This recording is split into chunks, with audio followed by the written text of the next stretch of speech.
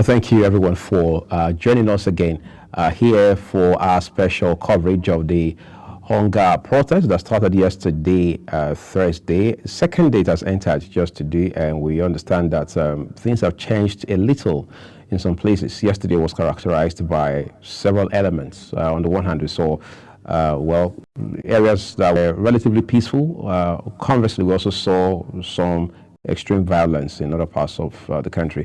I'm Uyi Agmofegbe, and Jemai Manson, my colleague, is also on the program. Good afternoon, Uyi. How are you doing today? Well, I can't complain. I've been good. It's been a long day already. A long day, yes, you are absolutely right. And of course, this is day 2 of the hunger protest. And we'll get in some feedbacks from individuals like Lagos and, of course, the United States of America, California, a Nigerian, who will be talking to us about what he thinks the protest entails and his own opinion regarding the protest. And he's going to be joining us via Zoom, no other person than Joe Vicar. And good afternoon, Mr. Joe Vicar. Are you with us? Hello? Can you hear me? Yes, I can. Good afternoon, Mr. Joe Vicar. How are you doing today? I'm pretty good, and you? I am fine. We cannot complain. Of course, you know, the protest is ongoing right here in Nigeria. How are you doing? I know, as a Nigerian, what do you think about the protest in your own opinion? Wow. First of all, I want to thank you guys for having me in this studio today. It's my pleasure to be with you guys. The protest is something I'm very happy that the protest is ongoing. But unfortunately, there's a lot of things that have, it has just gone into another thing altogether, which we are not very comfortable with. Oh my goodness, there was an issue. Can you hear me? Yes, I can. Please go ahead. Oh, well, I need to see myself. I don't know. I can't see myself. Okay. We can see you, Louding. We can see you, and we can hear you. Okay. Maybe my connection is having some issue here. Okay. Do you want to reconnect? I think I don't mind. Because I can't see myself. I need to see my. Okay. Why don't you reconnect, Joe Vicar? Reconnect so you can see yourself like you want to, and then we'll come back to you. It is very loud and clear. Very okay now. Very okay. All right. Okay. So as I was saying, the protest is something that is a welcome development. When we talk about peaceful protests, it's a very welcome development. According to Section 40 of the Nigerian Constitution, give approval for the right of the citizen to protest whenever there is any mishappening with the government. But it's just that, unfortunately, based on the information reaching us, we are not very happy with some development in some area. Based on the record available to me, I don't know if you guys have the same record.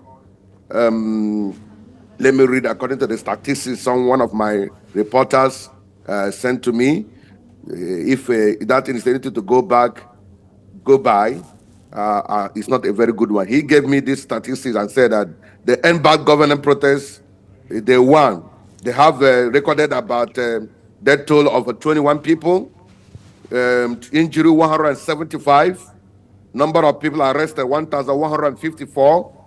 Then 3, curfew declared in Yobe, Maiduguri, and Kano. 4, state with cases of violence: Abuja 1, Adamawa, Bauchi, Bayelsa, Cross River, Gombe, Kaduna, Kano, Katsina, Kebbi, Lagos, Osun, Niger, Rivers, Zamfara, Borno, Yobe. These are the 17 states so far that have recorded some violence, according to my reporter. Number 5, state where peaceful protests were recorded is Plateau, Taraba, Delta, Ebonyi, Edo, Benue, Nasarawa, Abia, Ogun. The number 6, approximately what of goods lost so far, according to the statistics, if it is anything to go by, is about 6 billion naira. And we now pray, may God help Nigeria. Now, talking about the protest is something that is a civil right of every Nigeria, every citizen of every country. But I don't know, each time anything comes to Nigeria, it will be turned to another thing. Democracy came to Nigeria, it became a tool to bring the people down, to enrich themselves. The public servants do no longer wish to give their services to the public. They decided to serve themselves. And that is what is orchestrating the protest. Let me not go too far. This is just an introductory part of it. If you ask me more questions, I'll give you my opinion. Thank you. All right, Joe Vicar, let's look at it critically now. These are some of the speculations, or will I say, the reports in which you got from Nigeria here. But you know how it is when it's in Nigeria. People blow things out of proportion. Do you think this protest yesterday, now on day 2, that it's going to be holding from 1st to 10th, is the way forward to get the government to come into what individuals, Nigerians want, better cost of living and all of that, to reduce high cost of living and all of that? Do you think this is the way forward? And efforts of the government, do you think it is enough, or it's a step in the right direction? In a society, in a country where rule of law prevails, in a same country where people have value for the people, protest is one of the ways. It's the major way to call the government to order, to call them into doing the right thing. I made a very short post when I just take a great crude evaluation of what the Africans are going through, but especially Nigeria, where I discovered that letter P is the problem. Letter P is also the solution. What do I mean? Because of letter P, prosperity, the P's, the politician, decide to trample upon the P's, the people, to get P, prosperity. In a way, we also have the P's, the priests, whether Juju priest, imam, or whoever, they all also join them to get to prosperity. In a way to achieve this, they have to stumble upon the P's, the people, to climb to make friends with the prosperity. Now, and for the P's not to come after them, the politician, they decided to use another P, the police, to protect themselves, to keep on eating the P, the prosperity that is meant for the people. And by so doing, the P's are the one dealing with the P's, the people, the politician dealing with the people. And for the people to climb to come to see if they can get themselves free, they also need P, the protest. Unfortunately, some get that protest by using P, the protest, or P, the other one that said peso. These are where people are looking to survive. Now, that is what is happening. They need the protest to get the peace out of the way, to get their way into prosperity. But unfortunately, quite some very topical points you're raising there. But I need to ask you something. This is the second day of the protest, and I'm sure you have followed the trajectory so far. Would you say, quite frankly, that the protest is already at this point achieving the purpose for which it was started in the first instance? Some areas is achieving its set goals. Some area, like I saw a video in Ojota when the protesters were confronted by the police, and one of the protesters addressed the police. Some area, I'm so glad the way it's going, but some major areas, like the places I mentioned, is very, very disheartening that it's going that way. I'm not comfortable by the looting we have seen in Plateau, Taraba, the looting we have seen in Abuja, Adamawa, Bauchi, Bayelsa. We are not very happy with those areas. The protesters, I don't know. That's why I said, whenever anything comes to Nigeria, it's going to be turned to another thing. When police come to Nigeria, it's become another thing. Now, protests have come to Nigeria. They have turned into riots. They have turned into looting avenue. I'm not happy, and no normal human being will be happy with that particular looting. But unfortunately, the looting started from the politicians. They have already been looting. So these guys see this opportunity, our protest, to also loot. So the looting versus looting in different levels. That is what is happening. Thank you. Should I fire on? Yes, please go ahead. Go ahead. Okay. So yes, as I was saying, I'm not comfortable that the people are turning the protest into looting avenue. So I also said it's because of their fathers who are the head. When the head is rotten, they don't expect otherwise from the followers. The looting is in the government. You can see a governor recently. You know, there's something so many people are saying this government is just 1 year old. They shouldn't expect a magic. Are you kidding me? A government of 1 year old. Who brought the government that destroyed the economy that this 1 year old took over from? Who brought that man? He said it. I single-handedly made Buhari what he is. A man that contested 4 times until the president came and helped him and put him into power. So it is continuation of what he started in another dimension, using different names. So in other words, this present government has been in power through Buhari, and they finished and dealt with the people that he has continued. So telling us it's a 1 year old government is deception. Mr. Jovika, let me just interject a bit. Looking at this particular administration, you will agree with me that these are some of the things that was already there. They just came into power and they're trying as much as possible to put things in order. Let us look at the effort of this present administration. Let's talk about it a little bit. I'm talking about the 50,000 naira stipends given to the Nigerian youths of Niger Delta, talking about the removal of tax of imported goods, the renewed hope agenda. At least government, this particular administration, is making efforts in order to douse the situation when it comes to hunger in the land. Don't you think they should be given a little bit of kudos for what they're doing? If any government that just started, that just like as you said, need to be given a little leave longer. But the movement, the angle this government is going doesn't show they have any good plan for the people. How do I mean?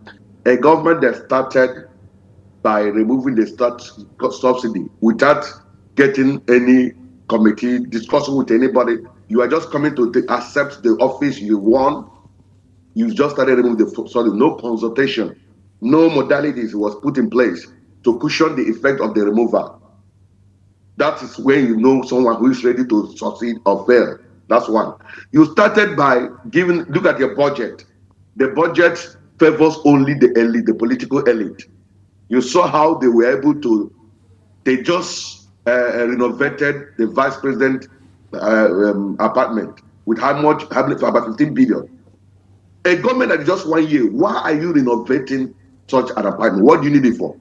You just went and bought a yacht for yourself. A government that is just 1 year. Tell me how such government is thinking toward the people. As we're still talking, you procured a private jet for yourself. The same government, then you are only 1 year. Only 1 year. Now, I just heard over the news that the first lady, just made a donation of $100 million or whatever in Sierra Leone to build hospital. Meanwhile, when the hospital we have in Nigeria is having problem, they will go to UK to treat themselves. Those money will be given to another country to build themselves. So tell me a government that is doing this kind of thing, that you tell us it's 1 year, people will accept you. It's 1 year, but you can procure your private jet in 1 year. Procure yacht in 1 year. We're able to, and they're not talking about the stipend of the people. It's becoming so difficult for you to approve how much is a bag of rice, how much is a bag of Gary. Mr. Eze, we would like to say we are grateful to you for these points that you have made with us on the program today. I know it's still pretty early in the morning where you are, but here's wishing you the best of this Friday ahead. Thank you. We understand that we have waiting on the line to join us live via Zoom from Abuja, Ansfree Ajanaku, civil society practitioner. If we have Ansfree, we can get him on now. Ansfree, thank you for joining us on this special coverage of this hunger protest today.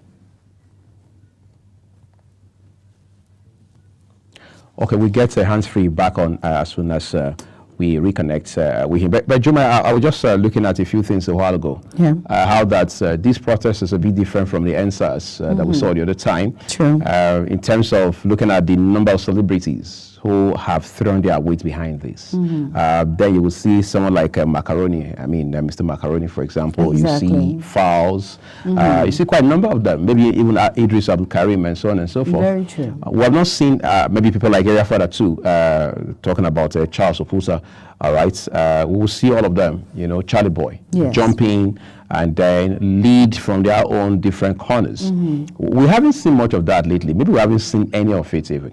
Who knows? They probably are taking a second look at how the NSAS turned out, and there's a chance that, I mean, this is me speculating, telling themselves that there's no need to jump in on this. Maybe they want to watch it for a while. Maybe they feel this is not what they are caught out for, and things like that. I think that's one of the factors that make this one different from the NSAS. But one would have thought that this would be more, if you like, inclusive, because it has to do with hunger, something that everyone can relate with. Definitely. But then NSAS, on the other hand, was about standing up against police brutality and things like that. Have you been thinking along those lines too? Yes, I have, funny enough. But I think most celebs want to just sit back and watch how this plays out. You know, from the beginning, before this protest even began, President Bola Ahmed Tinubu came out and said, okay, hey, I'm not stopping you from protesting. I protested in the time of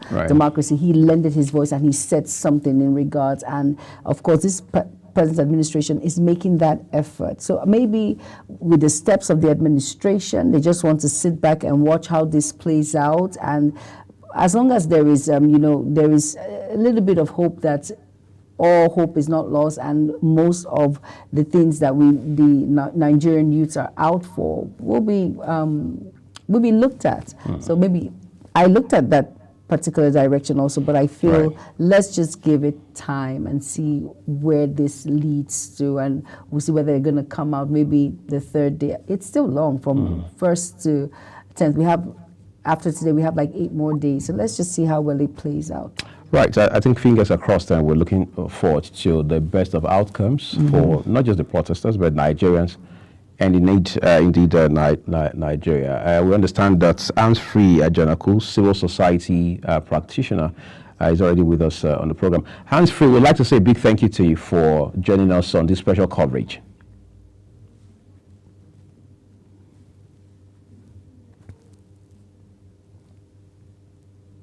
All right, great. Jomai Manson, my colleague, and I will spend the next few minutes just interacting with you about these developments. Quickly share with us, if you would, about your take on these protests so far. Okay. Thank you so much for the opportunity. We have been putting a very close eye on the protest, and we have seen number one, very interesting development around the fact that the Nigerian people want to get their voices heard. The Nigerian people want to hold government accountable, and the Nigerian people have defied the odds in a number of instances to go out there and communicate clearly their grievances to the Nigerian establishment and make it clear that the policies of government have not augured well for them. And that is one big positive we have seen in this protest. We have also seen a situation in which the civic space is continually shrinking in the form of elements coming into the protest in some states and essentially taking away the initiative from the genuine protesters, and then using the opportunity to cause the breakdown of law and order. That in itself is highly condemnable. We commiserate with those protesters who have lost their lives in some incidents in some states. We've had reports of such instances in Niger, Kano State, Borno State. We commiserate with the families of those who lost their lives. But it is a real commentary on how the civic space in Nigeria is shrinking so much that a simple civic activity as protesting, as trying to get your voice heard as a citizen, becomes so dangerous that we have to talk about loss of lives, people being injured. We have also seen instances in which peaceful protesters were provoked, they were harassed, they were tear gassed, and so on. So these are some of the observations we have seen. But by and large, we commend those peaceful Nigerians who came out there to get their voices heard and to tell government squarely to rethink its policies, which have unleashed untold hardship, unleashed misery, unleashed various forms of deprivation on the people of this country. And so I think we would like to urge those peaceful protesters to remain peaceful, not to respond to provocation either by mobilized non-state actors, counter-protesters, and the likes who have tried to muddy the waters in the course of this protest. Thank you. All right, I think that's good to know. I'm sure Juma wants to talk to you about something around the protest as well. Yes, Mr. Ajarakun, looking at this, the protest and all that has happened from first, now second, do you think the outcome is it going to be a positive outcome, or is just going to be just the way it is, going back and forth with government when it comes to trying to find a solution to the high cost of living in Nigeria as we speak? Yes, so the line was breaking a bit while you were talking. I didn't get a very vital part of your question, but I only get this part about the high cost of living. But if I must, I said the outcome of this protest. I said, what's your own opinion in regards to the outcome of this protest? Is there going to be a solution, or is it just going to be back and forth with government again and again? In your own opinion, that is. Yes, I think this is a very, very beautiful and very insightful question that you have brought up, which is what is the outcome? And we can only discuss the outcome when we discuss the demands of the Nigerians, the courageous Nigerians who brave the odds to be on the streets. You could hear the voices of Nigerians. You could hear the pain in people talking, saying, we can no longer breathe in this situation, in this very damaging economic situation. And we have seen one positive outcome.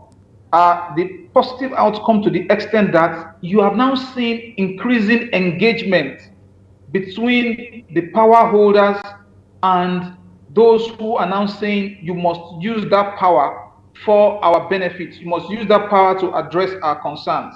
You could see in a place like Edo State, the governor speaking to the protesters in a broadcast outlining certain measures that will be taken. You could see in Rivers State, the governor coming out himself, not sending any emissary to meet with protesters to say your message and your voices have been heard loud and clear. And of course, the protesters are not making any mistake about the fact that some of these interventions that the government needs to make requires time and requires policy changes. Nobody is making any mistake about that, or nobody is saying that this has to be done overnight.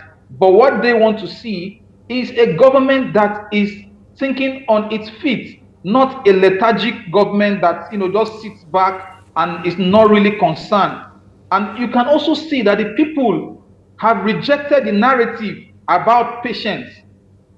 People have argued you did not need patience when you abruptly, without planning, without strategy, without solutions in place, you removed subsidy. So you cannot tell us to be patient when hunger is killing people, when people can no longer afford to eat, They cannot afford the basic necessities of life. I can tell you, for the first time since I've become as sensible as a Nigerian, like I've grown into adulthood, I'm seeing able-bodied Nigerians begging on the streets, meeting you maybe maybe you are coming out of a restaurant, you are coming out, people are well dressed, otherwise what people you would think are well-off Nigerians, having to meet you, asking for some financial aid, financial help. It has never been this bad. And so the narrative of the government that people need to be patient and all of that, a hungry man does not need all of those preachments. What people need to see is action. And we are already seeing action on some level in terms of proposals. But the most disappointing aspect of it all is that since August 1, when the people of Nigeria went on the streets, we have not heard from the helmsman of the country.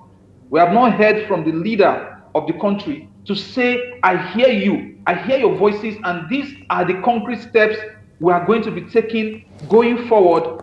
Within so and so timeline, you begin to see things being reversed. Yes, we saw a couple of initiatives just before the protest started, like the decision now to sell crude in Naira to the Dangote refinery.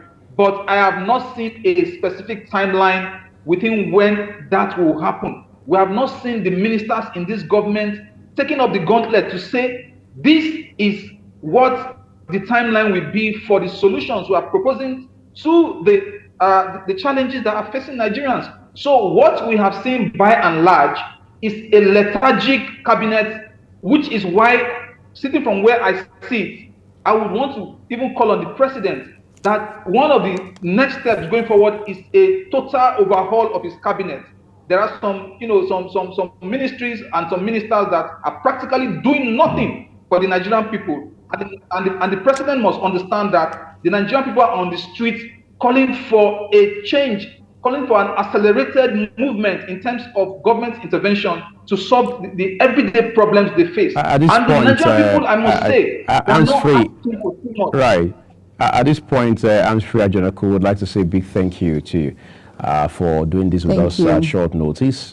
We hope to talk to you again as we move further into these protests. We hope you have a great evening. Thank you. All right, thank you so much. Thank you for having me. And now we're taking a quick break, everyone. The rest of the coverage continues shortly. Just to remind our viewers that up ahead at top of the hour, we have News Express. Do stay with us.